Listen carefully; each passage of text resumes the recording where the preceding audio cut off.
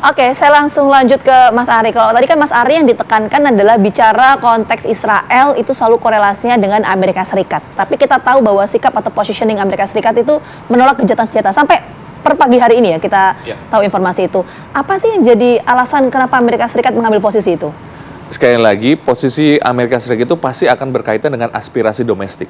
Ya, domestik negaranya domestik negara Amerika Serikat sendiri. Karena kita juga tahu meskipun telah banyak juga warga Amerika Serikat yang menolak perang di Israel, tapi tidak sedikit juga yang kemudian masih juga mendukung Israel, begitu ya. Nah, ini yang kemudian saya sampaikan, kita harus meyakinkan publik Amerika Serikat terutamanya untuk kemudian makin banyak yang menolak perang di Israel, karena biar bagaimanapun Amerika Serikat punya kepentingan nasional, yaitu adalah konstituennya rakyat Amerika Serikat. Itu yang harus dijaga ya sama apa? Dan kita harus meyakinkan Amerika Serikat. Betul. Artinya kita harus meyakinkan bahwa perang di Israel Palestina ini sudah out of proportion begitu, dan kemudian kebijakan yang diambil oleh PM Benjamin Netanyahu ini sudah keluar dari aturan kerangka internasional, sehingga Amerika Serikat jangan mau kemudian terseret menjadi penjahat internasional.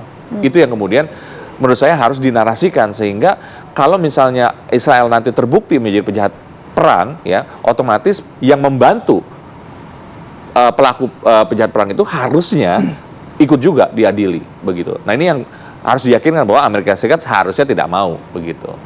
Oke. Baik, saya balik ke Pak Lutfi dulu. Pak Lutfi, kita dengar kecamannya Presiden Turki ya. Keras gitu. Aduh kan.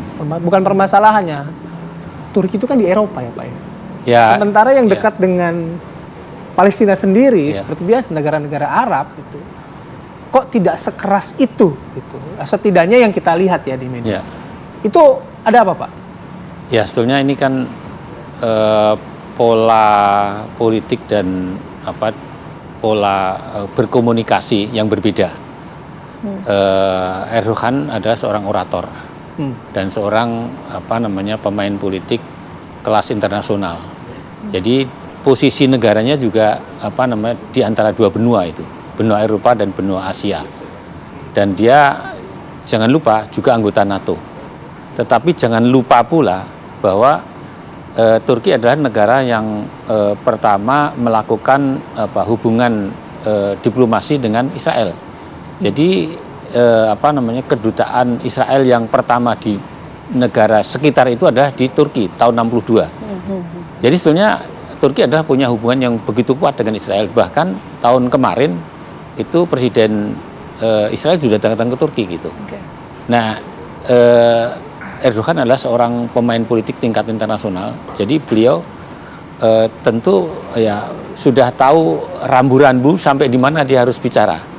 Dan dia mempunyai punyai obsesi untuk menjadi pemain tingkat internasional. Dan menurut saya sebetulnya rakyat jalur Gaza ini itu tidak membutuhkan orasi, tapi membutuhkan action. Nah, apakah actionnya gitu? Apakah bisa menghentikan serangan Israel terhadap jalur Gaza atau tidak? Sekeras apapun ucapan itu, kalau tidak bisa menghentikan, saya kira sama aja dengan yang tidak bersuara. Ya. Nah, ini nyambung juga pertanyaan Bayu dan yang disampaikan oleh Mas Ari. Kalau Mas Ari tadi kan menyampaikan bahwa sebetulnya ini alasan Amerika Serikat untuk menolak gencatan senjata itu karena kepentingan domestik ya. Suara konstituen ini yang harus dipertimbangkan oleh Amerika Serikat. Nah, tapi bicara konteks pengaruh Amerika Serikat atau positioning Amerika Serikat dalam memberikan pengaruh ke negara-negara Timur Tengah itu sebetulnya seperti apa sih, Pak Lutfi? Daya ledaknya itu seberapa besar? Ya, saya kira kalau pengaruh Amerika di Timur Tengah sangat kuat ya. Dan Amerika secara militer itu juga punya beberapa pangkalan militer ya. Di Qatar, di Saudi, di beberapa negara Timur Tengah ada. Satu. Kemudian yang kedua, ketergantungan negara-negara Timur Tengah terhadap teknologi militer, teknologi segala macam itu juga masih ke Amerika gitu.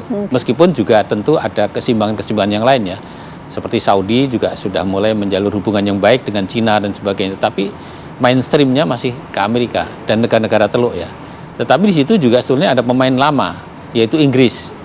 Nah, menurut saya ada 1-2 negara di Teluk itu juga masih hubungan sangat kuat dengan Inggris. Qatar umpamanya kan. Sehingga Qatar itu di dalam politik internasionalnya antar negara Arab itu agak berbeda dengan negara teluk yang lain. Sehingga kenapa kemarin terjadi konflik antara Saudi sampai memblokade Qatar? Sebetulnya di situ ada peperangan proksi di belakang layar.